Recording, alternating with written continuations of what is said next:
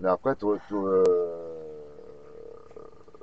moi, ton frère, du peu de souvenirs des enfants que j'avais qu'on recevait ici, euh, c'est quelqu'un de très respectueux, qui était très poli, bien élevé, comme on dit, hein, bien élevé, bien éduqué, et qui participait à tout ce qu'on faisait, qui revenait tous les jours, qui se sentait bien avec nous, et puis dénotait, dénotait un petit peu de par justement sa politesse et son, son respect, et c'est un peu son introversion de toujours la main, dîner, qu'il fallait un coup de main, d'une soirée, il y a des gens qui ne les appellent pas, hey, je vais donner un coup de main, machin. Non, enfin, on n'a pas besoin de l'appeler. Il savait, il savait où il fallait filer un coup de main. On voit les jeunes qui ont l'habitude d'aider à la maison, quoi. Ouais, exactement. T'en as, tu vois, quand c'est l'heure de débarrasser la table, là, il y avait 50 couverts. Tu vas aux toilettes, où ils rangent même pas leurs assiettes ou coquettes. Moi, j'étais partie de ceux qui, avant de se lever de table, silencieux. C'est pas quelqu'un qui était causant, ça je me souviens.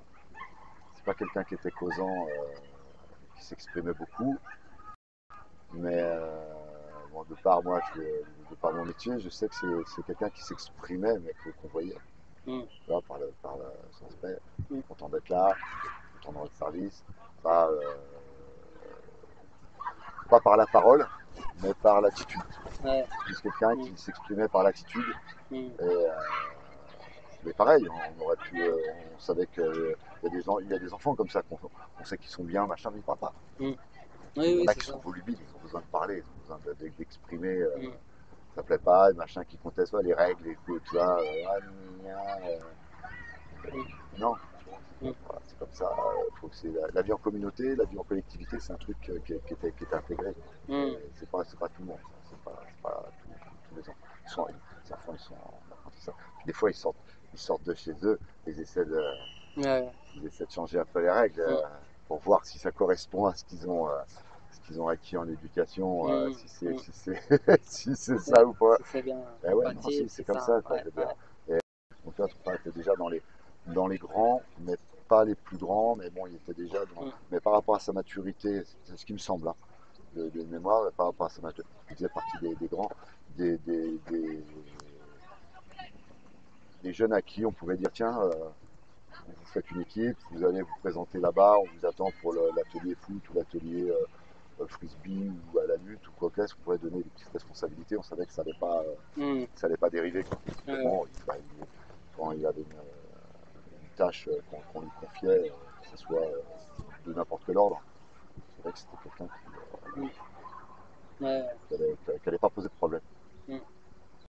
C'est l'image ce que j'aime dire, c'est l'image que j'ai de lui, quoi. Jamais de déviance, respectueux, à l'écoute, responsable, mature. Voilà, le genre de souvenir que je peux avoir dans la généralité, quoi.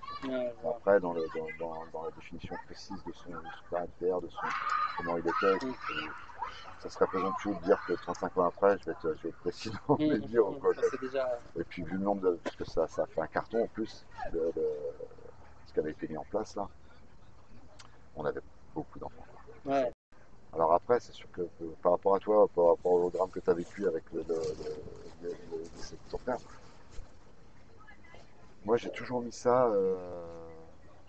Bon, on a pris l'info, hein. On a pris l'info tristement, bien sûr, mais bon, on a avalé ce qu'on nous a dit, hein. Beaucoup.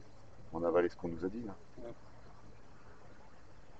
Parce que ce qui se passait ici, ce qui se passait dans les quartiers, on n'avait pas ça. On n'avait pas le regard. Après, c'est sûr, comme je disais, hein, le centre-ville, c'est le centre-ville. Hein, les quartiers, c'est les quartiers, les gens sont ensemble, machin, ça se passe bien. Après, ce que vous avez pu vivre, vous, en tant que famille nombreuse, dans les mines, au centre de Plouguier. Mais ça, bon, j'ai pas de vision là-dessus. Pas de vision du tout. Nous, on c'est vrai que quand on a pris, bon, on s'est dit, ouais, bon, voilà, c'est triste, quoi. Et puis on a avalé, on a avalé la couleuvre qu'on nous a vendue, hein, pour reprendre un peu ton ressenti, hein, parce que moi, j'ai pas de jugement là-dessus, j'ai pas... T'as vu le documentaire? Ouais, j'ai vu un peu, j'ai vu vite fait, après, je sens bien qu'au sein de ta famille, ça passe pas un truc, ce qui a été vendu, ça correspond pas à ce que tu as vécu toi, parce que nous, dans un premier temps, tiens, on se pose la question. Est-ce que dans le milieu familial, effectivement, est-ce que papa était violent? Est-ce qu'il était violent ou sévère? Est-ce qu'effectivement, il a pu avoir peur et de là, venir un acte comme ça, on se dit, waouh, quand même, quoi, je veux dire, c'est quand même excessif. Mais, ouais, on a été stupéfaits, on n'a pas compris. On a valé, on a pris ce qu'on nous a donné. Ouais, bah oui. Ouais. On n'a jamais reparlé de cette histoire. Toi, c'est là-dessus, ouais, bah, pareil, hein, quand on n'est pas de choc, on fait des reins. On en parlait avec 2-3 animateurs, des fois, bon, c'est vrai que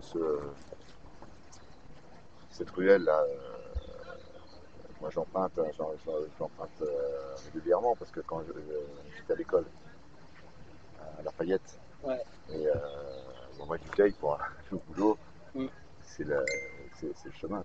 Et je sais plus avec quel animateur, des fois avec les animateurs, avec les enfants, des fois même quand on montait au Teil, on passait par là, ou quand on rejoignait, des fois on passait par là, et je ne sais plus avec quelle animatrice.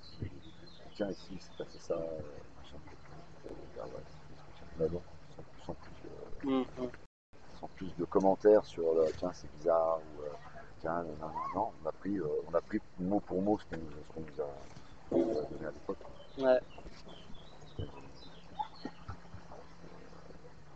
J'espère que tu arriveras quand même à démêler un petit peu, ça va être compliqué.